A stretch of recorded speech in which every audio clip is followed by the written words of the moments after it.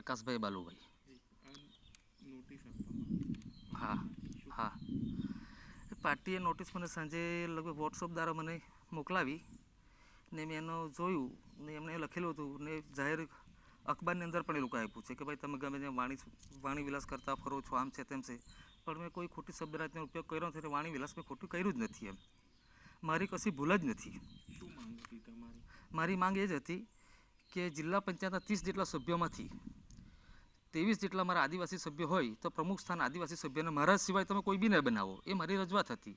ને જે પાર્ટીએ મારી રજૂઆત સાંભળી નહીં, મેં ઓબ્ઝર્વર સેન્સ લેવા માટે આવેલા તેમને પણ એ જણાવ્યું હતું.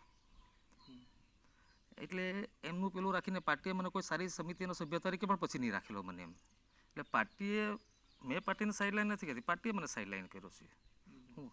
રાજીનામું આપવા માટે કે પક્ષ પલટા માટે કંઈ વિચારણા કરી? હું રાજીનામું તો આપવાનું નથી. લોકોનો પ્રતિનિધિ રાજીનામું આપવાનો કોઈ પ્રશ્ન ઉપસ્થિત થતો નથી. પક્ષ પલટા માટે એવું લાગે તો તમને જણાવશે, તમને ખબર પડી જશે પત્રકાર મિત્રોને મારા.